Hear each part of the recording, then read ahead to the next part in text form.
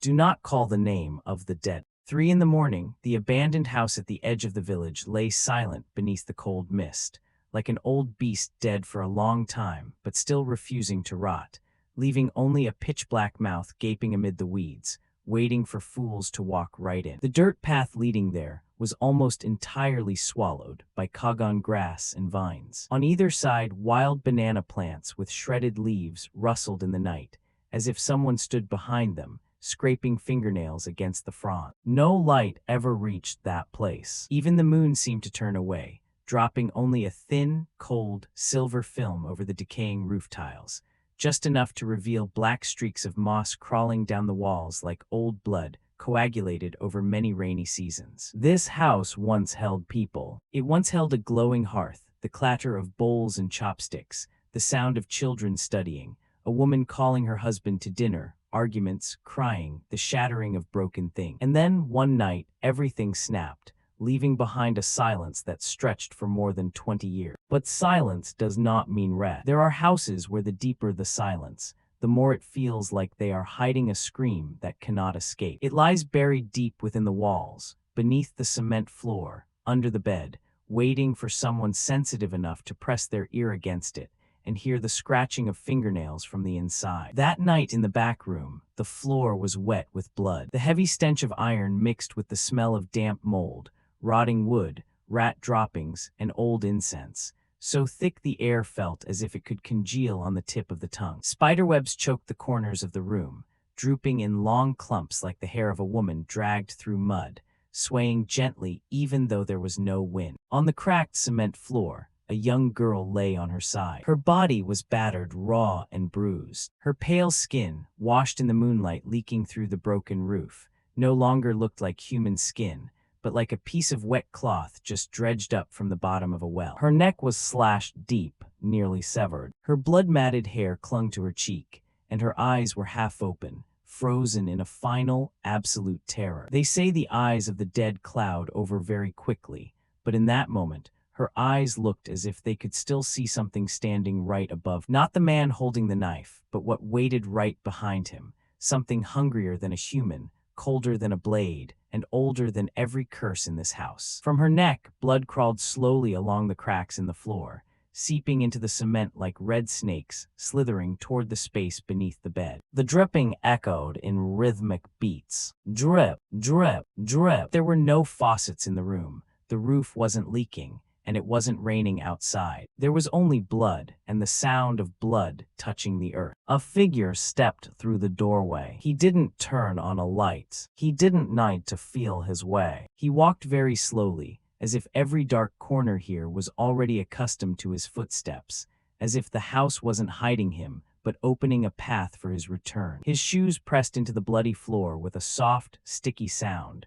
a very faint noise. But at 3 in the morning, it was as clear as the sound of someone's tongue licking between their teeth. He stopped beside the girl's corpse and crouched down. His face was drowned in shadows, impossible to see clearly, save for the corner of his mouth, which curled up into a thin, cold, almost tender line. He reached out and touched the dead girl's cheek, stroking from her temple down to her chin with a slow, deliberate motion, like coaxing a stubborn child who had just been punished. His fingertips paused at the trail of blood on her neck, swiped gently, and then brought it to his lips to taste. The metallic tang made his eyes light up. He smiled very softly. "Good," he whispered. "From now on, you listen to me." It wasn't a voice meant for the living. It didn't sound like a voice meant for a corpse, either. It sounded like a command for a soul that had just been dragged from its body, but was not yet permitted to leave. He opened the burlap sack waiting by the door and pulled the girl's body inside. The corpse hit the floor with a dull thud. Her matted hair caught on a crack in the cement.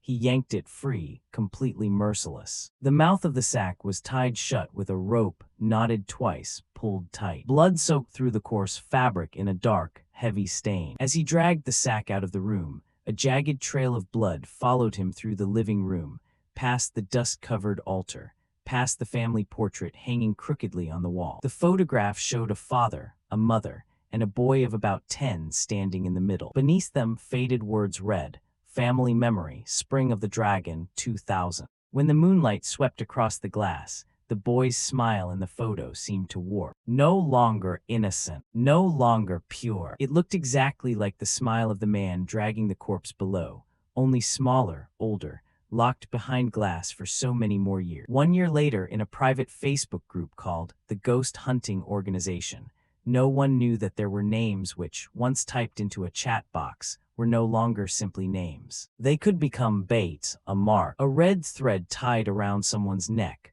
without them even knowing. At first, the group was just a place for the curious to share clips of abandoned houses, blurry photos of white figures, tales of hexes, spirit soldiers, and children hearing voices calling out in the dead of night. People joined to feel a little fear, to have a little fun, to prove they were braver than the rest, to laugh at outdated superstitions, only to leave the lights on when it was time to sleep. Among them, 4 people gradually grew close. They had never met in person, but because they saw each other's names pop up every day, because they discussed things they couldn't share with normal people, they thought they understood one another. The small group's leader was Fan, 31, single and private. He wasn't like the cheap thrill-seekers who loved to flaunt amulets, boast about spells, or claim every shadow was a spirit. Fan spoke very little, and because he spoke so little, he was intimidated. When a member posted a photo of a dark shadow in the corner of a room, he wouldn't rush to judge. He would only ask,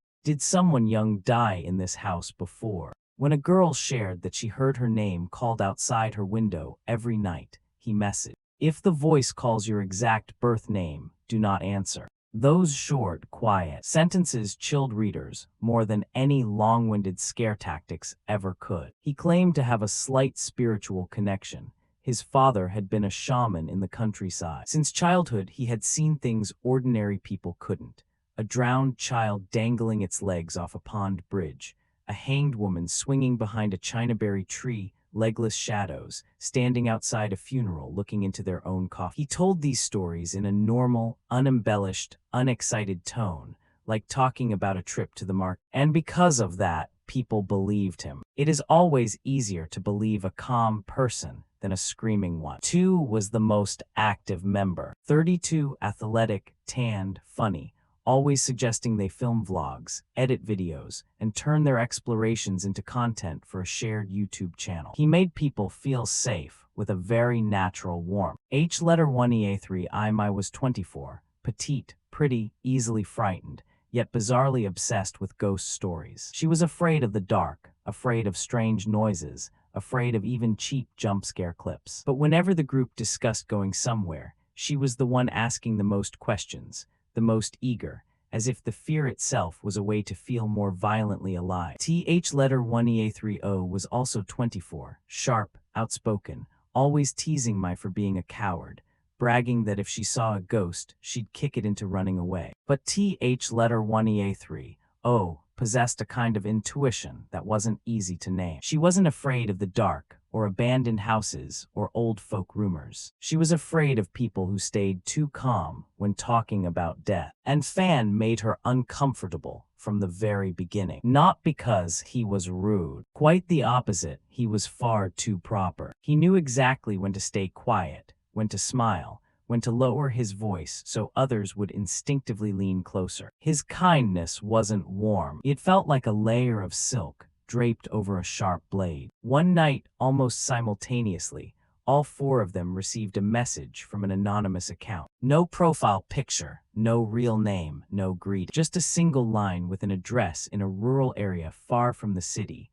followed by a skull emoji. H letter 1EA3I took a screenshot and sent it to the group first. Asked, "Did anyone else get this?" 2 replied instantly, "I got it too." So did TH letter 1EA30. Fan appeared last, slow and deliberate as always. "I just checked. The address is an abandoned house, rumored to be unclaimed." That was all it took for the chat to erupt. 2 suggested they make a trip out of it, meet up in real life after a year of knowing each other online, and shoot a video for the channel. H letter 1EA3 I was equally terrified and thrilled. TH letter 1EA30 said if there really was a ghost, they should go see what it looked like. Fan stayed silent for a long time. He let the curiosity in the other 3 grow on its own, let them convince each other, before finally typing, "We can go, but you must follow my light. Spiritual matters are not a joke."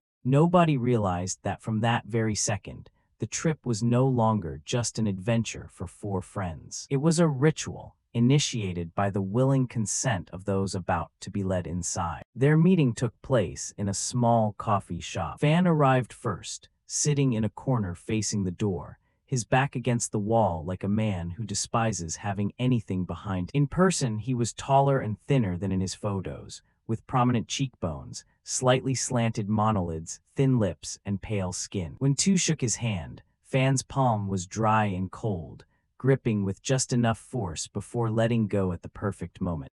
Letter 1EA3 Imai arrived next, wearing a simple white dress, her hair half-tied, offering a shy smile. Fan looked at her, his eyes softening just the right amount. "You look smaller in person than in your picture." Mai flushed slightly.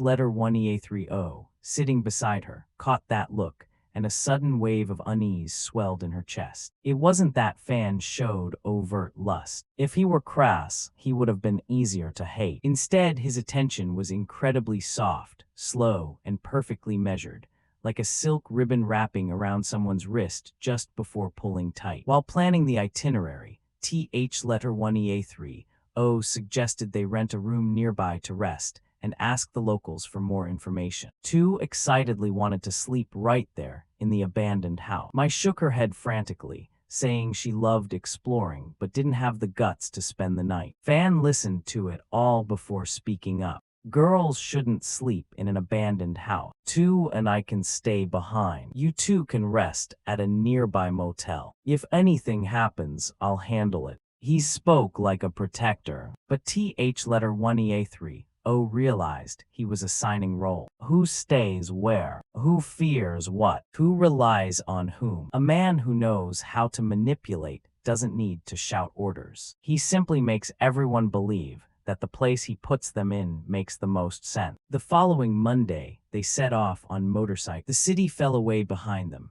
the wide asphalt shrinking into narrow concrete, then crumbling into red dirt choked with gravel. 5 hours of riding ground their initial excitement into dust, sweat, the heat of the sun, and a dull ache in their backs. The closer they got to the strange address, the sparser the houses became. Roofs stood far apart, the fields on either side were cracked and dry, and a few egrets stood paralyzed on the canal banks like scraps of white paper staked into the mud.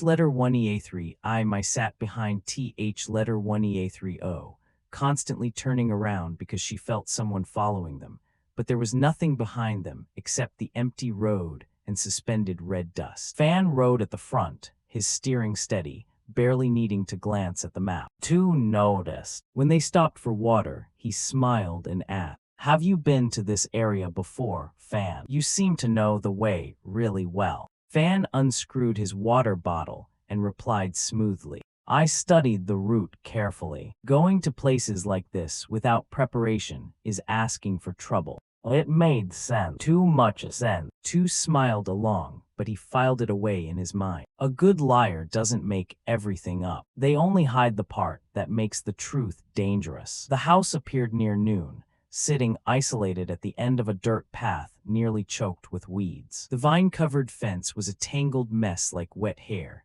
The iron gate hung broken on one hinge, the tiled roof had collapsed in one corner, and the cloudy glass windows looked like dead eyes. The yard was overgrown with grass, hiding shards of porcelain, broken bowls, a rotting calendar, and a child's sandal missing its strap. The moment she stepped through the gate, Mai shivered. Letter 1EA30, I feel cold. Letter 1EA30 looked up at the glaring midday sun, about to tease her, but stopped, because she felt the cold too, a chill that didn't touch the skin but crawled beneath her spine, as thin as a fingernail brushing against the nape of her neck. Fan walked ahead, kicking the grass aside, reminding the girls to watch out for broken glass. Tu turned on his camera, panning from the yard to the roof, from the roof down to the windows. As the lens swept past the left window, for a split second, the screen caught the shadow of a figure standing behind the frosted glass. Just 1 second. A head tilted slightly, long hair drooping down, dark hollow eyes staring out at the yard. Two froze. He lowered the camera and stepped closer to the window. Inside, it was completely empty, just a dark room and a blast of musty air. Two, what are you filming standing so still? Mike called out. He turned around, forcing a smile. Nothing, just getting a good angle. But his finger clicked the button to lock that video file. A very tiny reflex. A very professional one. No one else in the group knew. In the living room, the furniture had nearly rotted away. The old TV cabinet was blanketed in dust, accompanied by a few chipped bowls, a small altar blackened by smoke, and the family portrait hanging on the wall. The photograph showed a father, a mother, and a boy of about 10 standing in the middle, the words beneath reading, Family Memory, Spring of the Dragon, 2000. H letter 1EA3I. My stared at the photo for a long time. The little boy's face felt strangely familiar, not like she had met him, but as if she had seen him in some old dream. Then she realized the glass of the frame was unnaturally clean. Everything around it was caked in thick dust, but the glass had barely a speck on it, and there were faint wiping streaks in the corner. Guys, look at this, she said. Someone wiped this photo. TH letter 1EA30 stepped closer, her eyes darkening. Two brought the camera nearer. Fan stood behind them, his expression stiffening for a fraction of a second before vanishing. Maybe someone came in before us. Mai shook her head. It doesn't look like that. It looks like it's wiped regularly. Just as she finished her sentence, the nail holding the frame popped out of the wall. The frame crashed to the floor. The glass shattered. The sharp, cold sound sliced through the room. Mai, standing closest, got a piece of glass embedded in her hand. Blood seeped out, dropping onto the shattered photo, landing right on the mother's face, making it look as though the woman in the picture was weeping blood. Fan immediately grabbed Mai's wrist, pulling a gauze pad from his backpack. His movements so fast and precise it was as if he had been waiting for that exact wound. It's okay, just a small cut. His voice was soothing. Mice thanked him. TH letter 1EA30 watched Fan's fingers rest against the pulse on Mai's wrist, lingering a second longer than necessary. Du saw it too. He didn't say anything. There are details that, if spoken aloud too soon, turn into mere imagination. He needed them to lie still, waiting for enough pieces to gather and connect. At noon, they went to town for lunch. The small diner next to the market had a scorching hot tin roof, but the smell of roasted meat, fried eggs, Malabar spinach soup, and salted eggplant put the group at ease. The owner, a woman in her 50s with a kind face, asked where they were from. When Tu told her they were going to the abandoned house at the edge of the village to shoot a ghost hunting vlog, the smile vanished from her face. She pulled her chair closer and lowered her voice. She told them the house had once been the scene of a murder. The husband was a gambler and a brute who beat his wife and child daily. One night, coming home after losing his money, he demanded more. When his wife refused, he bludgeoned her to death with a hammer right inside the bedroom, then killed himself next to her body. 10-year-old son was taken away by his mother's family, and no one had heard from him since. That house is unclean, she said. A lot of people have gone in and come back with fevers, convulsions, talking nonsense. Some people passing by in the middle of the night, even hear a woman crying in the walls. Tu asked what happened to the boy. She shook her head. Probably around your age by now. But a kid who sees his mother die like that. It's hard to grow up normal. That sentence dropped onto the table like a light weight. Fan, holding his chopsticks, paused his hand just slightly. Du saw it. TH letter 1EA3 saw it too. The owner stared at Fan for a moment longer, narrowing her eyes. You look familiar. Fan smiled. I guess I just have a common face. She forced a laugh, but from then until they left the diner, her eyes kept drifting back to his face, like an old memory buried under the mud struggling to surface. In the afternoon, TH letter 1EA3 walked alone into the back bedroom. The room had no windows. It was dark and sealed. The flashlight swept over a rotting wooden bed, peeling walls stained with rusty orange streaks like old blood, and a floor scattered with half-burned yellow joss paper printed with strange characters. She bent down to pick up a piece, just about to call the others, when she heard a rustling behind her. Letter 1EA30 spun around. No one was there, just the half-open door, the empty living room beyond. Then she heard the dripping of water. Drip, drip, drip. There were no pipes in the room, and the ceiling was completely dry. She aimed the flashlight up, just as a drop of something landed on her forehead. Warm, sticky. She reached up, wiped it, and looked down. Blood. Fresh, warm red blood. Her throat seized up tight. On the walls, the old rusted stains seemed to wet themselves anew, running down in streams. From beneath the bed, a woman's hand reached out, nails broken, palms smeared with gore, scratching against the cement. A tiny, weeping voice whispered in her ear, "Don't let him call the name." Oh no.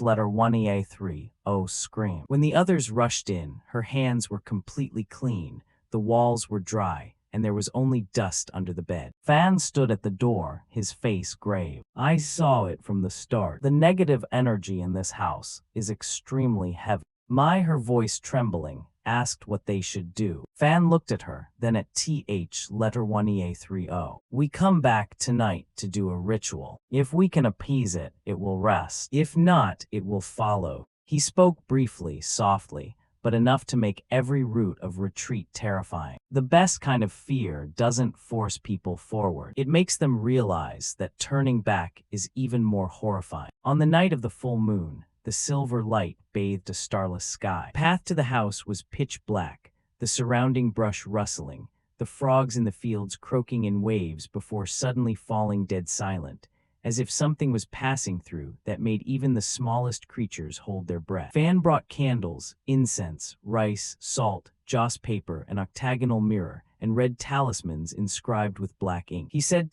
letter 1EA30 and my had yin, destiny, making them easily attract spirits, and instructed them to sit inside a circle of candles exactly as he told. Two suggested filming the ritual, but Fan stopped him immediately. "No, cameras disrupt the energy field. While I perform the ritual, you all must obey." Two forced a smile, saying he'd listen, but when Fan turned away, he secretly placed a mini camera in the corner of the room and turned on the infrared mode. He told himself it was just out of curiosity, but deeper down, a very rational part of him was starting to distrust Fan. At exactly midnight, 12 candles were lit around the two girls. My sat facing the octagonal mirror, while letter 1EA30 sat with her back to it. They pressed their backs together, hands clasped tight. The incense smoke rose, but didn't dissipate, swirling around the face of the mirror, as if someone was breathing from the other side. Fan stood outside the circle, chanting under his breath in a low rumble. At first, there was only the sound of insects. Then the temperature dropped drastically. Candle flames all lined in the exact same direction, even though the room was draftless. My squeezed letter 1EA30's hand hard enough to hurt. Letter 1EA30, someone is touching my hair. Letter 1EA30 tried to keep her composure, but she too felt a cold, wet hand rest upon her shoulder. Outside, two watched the phone screen connected to the camera. In the infrared frame, 3 short, dark shadows appeared in 3 corners of the room, humanoid, but crawling on all fours, with disproportionately long limbs and wide-open mouths. They scuttled around the circle of candles, flickering in and out of sight, like starved beasts held back by an invisible line. Two turned ice cold. He was just about to rush in when the phone violently glitched, then went black. A full battery drained, as if it had never existed. Inside the room, a feral cat screeched from the yard, a sound as sharp and drawn out as a crying infant. The door slammed shut violently. Two kicked the door, but it wouldn't budge. Inside, Fan barked. "Stay out there. Hold the talisman. Break the ritual and we die." His voice wasn't panic. It was cold, annoyed, like a craftsman interrupted during a crucial step. Fan handed 2 black blindfolds lined with talismans to my and letter 1EA30. "Cover your eyes. Whatever you hear, do not open them." The 2 girls complied in sheer terror. The darkness behind the cloth made every sound sharp. They heard a man cursing, a woman begging, the thud of a hammer striking something soft, a a child sobbing breathlessly in the corner. Then cold hands crawled through their hair, over their necks, down their backs. My sobbed hysterically, wanting to run, but Fan roared. Zit still. Th letter 1EA3, O hugged my tightly, even though she herself was trembling. Fan chanted louder. The octagonal mirror fell over, cracking down the middle. All 12 candles extinguished at the exact same moment. The door burst open. Two tumbled inside. The room fell silent again, as if nothing had ever happened. Fan removed my blindfold, wiping the tears from her cheeks. It's over. You did well. Mai looked at him through her tears, nodding weakly. In the corner of the room, behind the rotting bed, something let out a very soft laugh. The motel at the entrance of the village was run by an elderly couple. The wife was gentle, with white hair in a low bun, and the husband was quiet but attentive. When the group brought Mai back, she was already running a high fever, her forehead burning, her body convulsing, muttering in delirium. Th letter 1EA3, O wiped her down with a damp cloth. Two ran to ask for hot water, and Fan said he had to go back to the abandoned house to clean up the ritual offerings and make sure no spirits had followed. He didn't return until near dawn, his eyes red, his face exhausted. When he went to wash his face, he looked up into the mirror. In a brief moment when no one was watching, he smiled. A tiny, deep, profoundly satisfied smile. The next morning, Mai still couldn't travel. The old woman cooked minced pork congee with perilla leaves, while the old man went up the hill to pick medicinal herbs. When the wife heard they had gone into the abandoned house, her face drained of color. She recounted that a shaman had once come to seal the house, only to flee, claiming the spirit inside had turned into a demon, and worse, that it was being controlled by someone else. Fan listened in perfect silence. After the congee, the whole group felt unnaturally drowsy. Not a normal fatigue, but a heavy, crushing sleepiness, as if someone had poured lead into their eyelids. Tu walked toward his room, but before he went in, he saw Fan standing on the porch, holding a half-eaten bowl of congee, staring toward Mai's room. His gaze didn't look worried. It looked like the gaze of someone waiting for a drug to take effect. Tu, stop. Aren't you going to sleep, Fan? Fan turned his head, the smile instantly sliding back into place. Just having trouble sleeping. You go rest. At exactly midnight, H letter 1EA3, Mai's phone vibrated. She woke up half lucid, half delirious. Th letter 1EA3, O lay beside her, sleeping with an unnatural stillness, impossible to wake. An unknown number flashed on the screen. Mai rejected it. A second later, the number called again. She took the phone closer to the window. Hello. The other end was silent. Then a hoarse, slow male voice, as thick as mud at the bottom of a well, echoed through. PH letter 1EA1M, H letter 1EA3, Mai. Those three words dropped into her ear like ice-cold needles. Mai's vision blurred. The room tilted slightly. Through the window, she saw a girl in a white dress standing in the yard,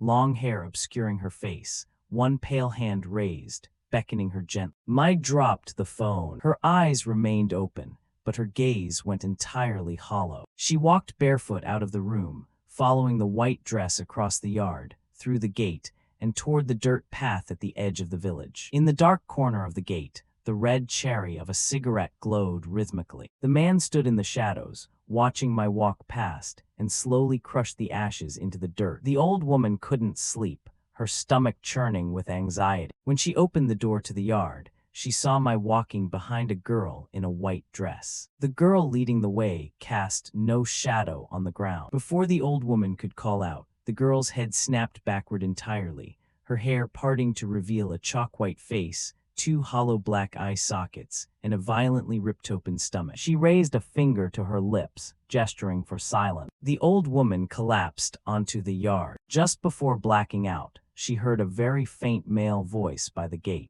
This old hag, always wanting to look. The next morning, H letter 1EA3, Mai was gone. Her shoes were still under the bed. Her phone lay near the door, the screen black, the call history completely white. Th letter 1EA3, O rushed into the yard, screaming my name until her throat was raw. 2 sprinted through the motel, questioned the old man, asked the neighbors, searched every bush, every field bank, every dirt trail. Fan was the calmest. He called the police, delegated tasks, comforted th letter 1ea30, and suggested I might have wandered off in a feverish delirium. Everything he did was correct, and because it was so flawlessly correct, 2 felt a creeping dread. When the commune police arrived to take their statements, Fan articulated every timeline, every detail with perfect clarity, except for one small gap.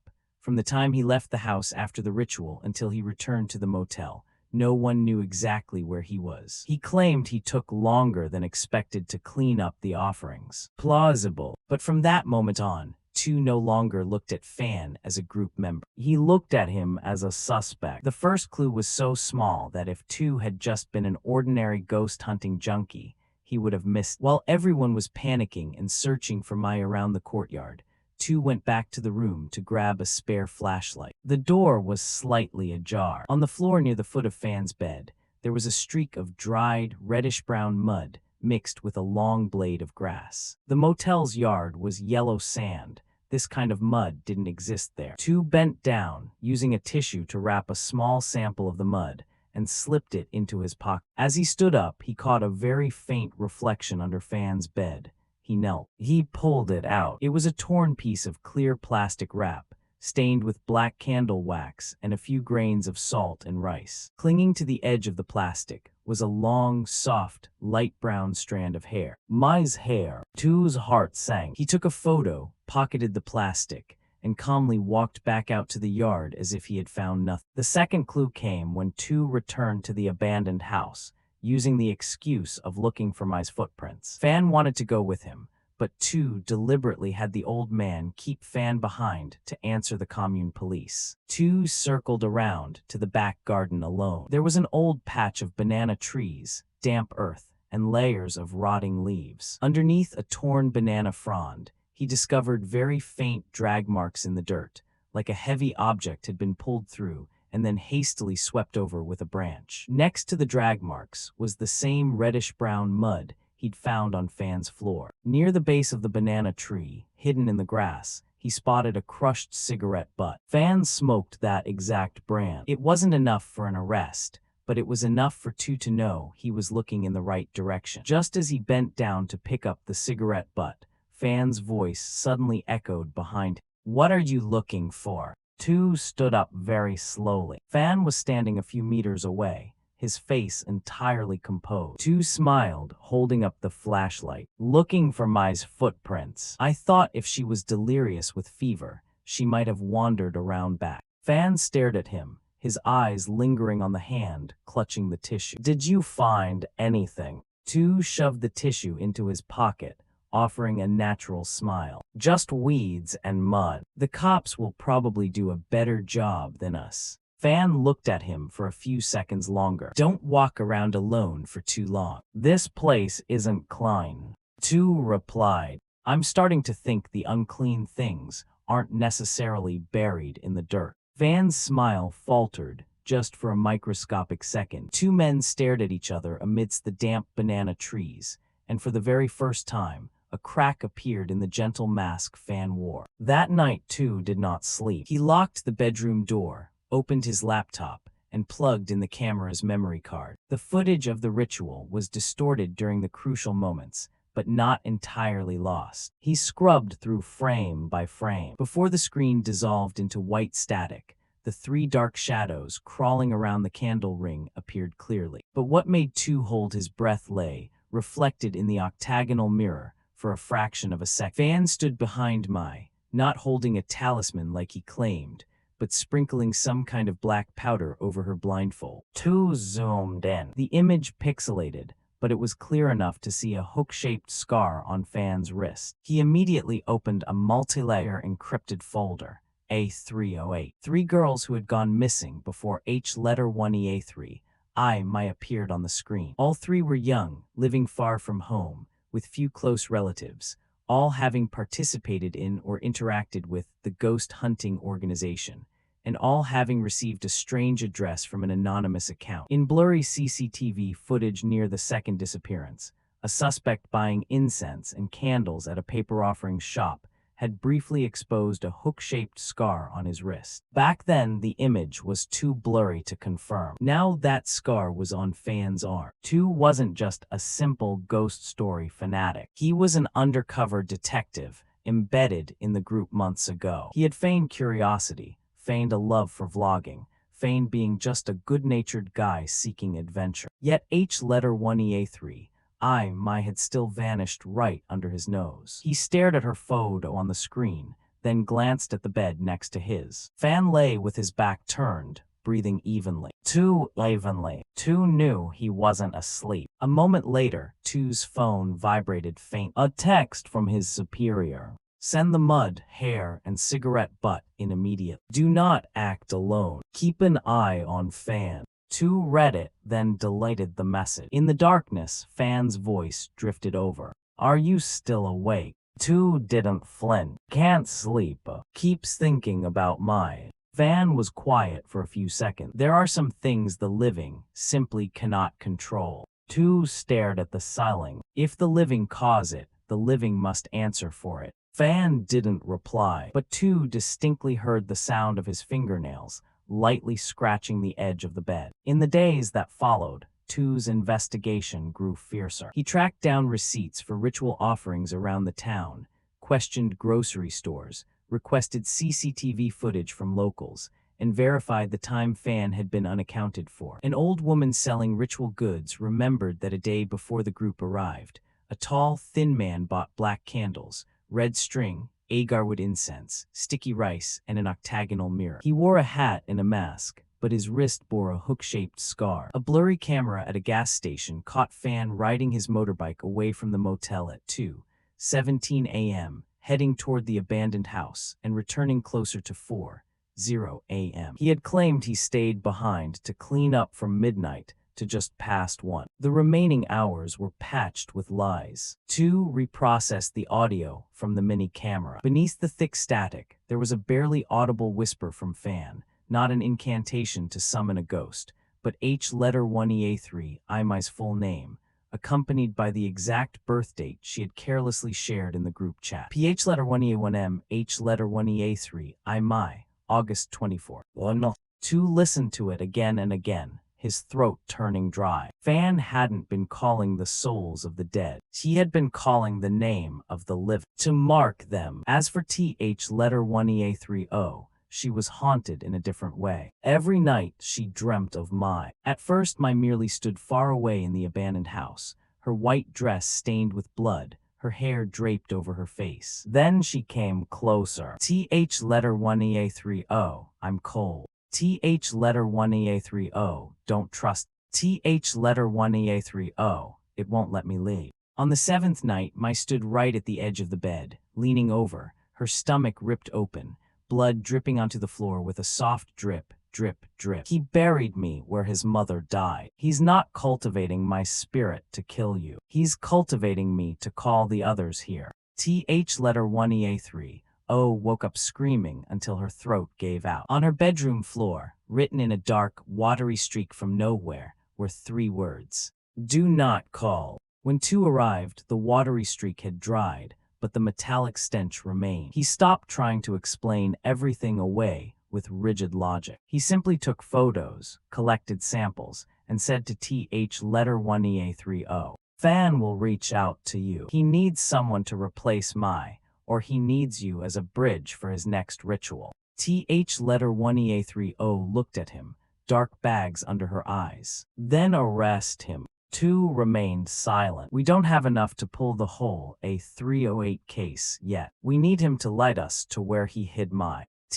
letter 1EA3, understood. She didn't cry. The fear had surpassed the capacity for tears. Then let me be the bait. Fan messaged letter 1EA3, exactly as Tu predicted. He said he wanted to hold a small ritual to summon Mai, to help her cross over. The message was tender, striking right at her wound. If you truly care for Mai, you should go. There are things the dead will only say through the living they share a bond with. 2 read the text beside TH letter 1EA30, his jaw clenched tight. He's reeling you in. TH letter 1EA30 asked, "Can you keep up?" 2 looked at her for a long time. "I'm not losing anyone else this time." On the night of the meeting, TH letter 1EA30 returned to the abandoned house with Fan. 2 and the strike team shadowed them from a distance, with a recording device hidden in TH letter 1EA30's shirt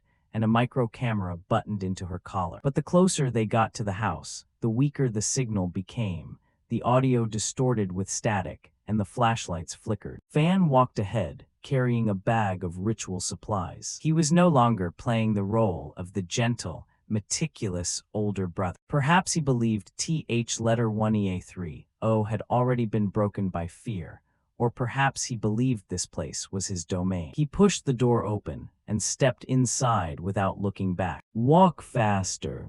TH letter 1EA30 stood at the threshold, asking quietly, "Is Mai really here?" Fan turned his head, his eyes plunging into darkness. "If you want to see her, keep quiet." The words were clipped, sharp, and freezing. The sugar coating was entirely gone. In the bedroom, Fan arranged the candles into a circle, placed the cracked octagonal mirror in the center, and pulled out the black blindfold. TH letter 1EA30 saw the dry brown stain on its edge. "Mai's blood." She took a step back. "What did you do to her?" Fan looked up. His lips twitched. "Don't ask." "Where is Mai?" "Down below."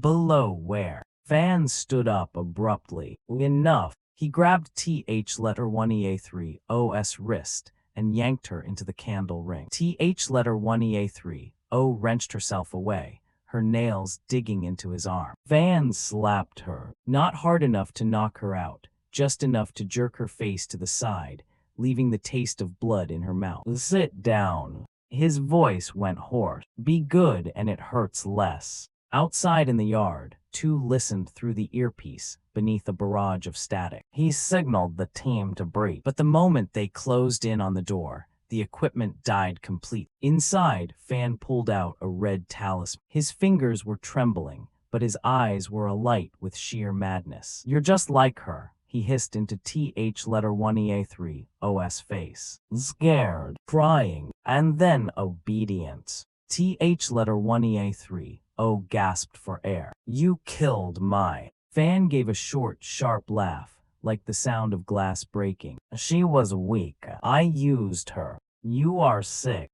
"Shut up." He raised his hand to strike her again. The front door burst open. 2 charged in, gun drawn, his voice crisp and cold. "Let her go." Fan spun around. Pale green candlelight cast shadows across his face, turning his eyes into 2 dark, sunken hollows. He pulled TH letter 1EA30 tight against his body, locking one arm around her neck, the other pressing a jagged piece of broken glass against her throat. "Stop right there." 2 halted instantly. "Fan, it's over." Fan barked a laugh, his breathing erratic. "Over." The mud sample, Mai's hair, the cigarette butt, the gas station camera, the receipts for the ritual goods, the recording of you calling her name. 2 took a slow step, his eyes glued to the man's hand. "I know everything." Fan gritted his teeth. "So what?" "Let TH letter 1EA30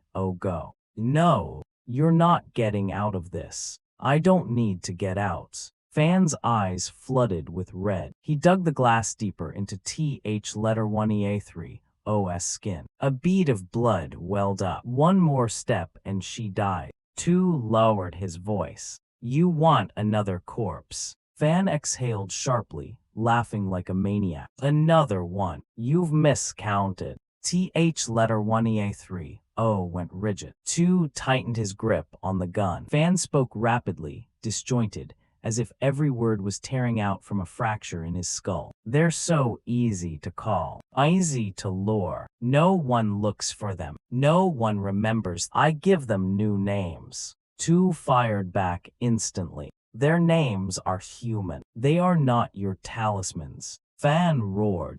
"Shut up." He sliced his own fingertip over the broken glass, smearing blood onto the talisman. You're too late. You're always too late. That sentence struck two head-on. H letter 1EA3, I my. The three girls before her. The case files sitting in folder A308. Young faces branded missing before anyone even called them victims. But this time, two didn't falter. He stared dead at Fan. Not this time. Fan slapped the talisman onto TH letter 1EA3. OS neck. The candles flared high. The back door slammed shut. A freezing wind whipped through the room, making the walls groan. Two lunged. Fan shoved TH letter 1EA3O into the candle ring and snatched the ritual dagger off the table. The act was over. The philosophies were gone. The calm shaman was dead. There was only a cornered killer left, eyes red, breathing ragged, hands covered in blood. Get back, he screamed. Back. Two didn't back down. Fan swung the blade. Two dodged. The knife slashed through his sleeve, drawing blood. He closed the gap, locking Fan's wrist. The two men crashed into the old altar. Bowls of rice and salt flew across the room. Candles rolled across the floor. TH letter 1EA3O crawled out of the circle, but a wave of cold swept over her, paralyzing her limbs. Fan drove his knee into Two's stomach, broke free, and snatched up the cracked octagonal mirror. He thrust the mirror forward, chanting frantically, his words crumbling into jagged, broken sounds. Return. Listen.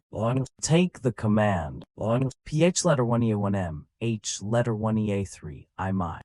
Return. Two charged again. Fan hurled the mirror at it. Shattered. A shard sliced across Two's cheek. He tackled him anyway, throwing Fan to the floor. Fan chuckled darkly, blood bubbling at the corner of his mouth. She's mine. Two slammed a fist into his face. No. Fan snarled. I called her name. Two struck him again. She had a name to be remembered by. Not for you to call. Fan howled, sinking his teeth into Two's arm. Two gritted his teeth, using his shoulder to pin the man down while his free hand reached for the handcuffs. Fan thrashed like a wild beast, his nails tearing into Two's neck. You couldn't keep her. You can't keep anyone. Two paused for a beat, just a single beat. Then he bore down harder. I kept justice for her. At that very moment, the candles turned a sickening green. The room plunged into a cold, so deep it felt like drowning. The shattered mirror fragments on the floor reflected a white figure standing right behind Fan. H letter 1EA3, I my. The white dress soaked in blood, her hair hanging loose, her eyes pitch black, but her face was no longer seized by the panic of the night she went missing. She stood very close, placing a hand on Fan's wrist. Fan froze. He turned his head with excruciating slowness. For the first time, genuine terror filled his eyes. No. Well, he stammered. I called you. I fed you. You listened to me. Mai looked at him. Her lips parted. No. Just one word. But the house violently shuddered. From the three corners of the room, the dark shadows crawled out, no longer circling TH letter 1EA3O. They were crawling toward Fan. He kicked his legs, screaming, his voice shattering. Get out. Get away. I am the master. No one listened. The old bloodstains on the walls grew wet again, streaming down in thick lines. The sound of a woman weeping echoed from within the walls. It wasn't Mai. The voice was older, more agonizing, far deeper. The shadow of a woman with long hair materialized behind Fan, her face pulverized.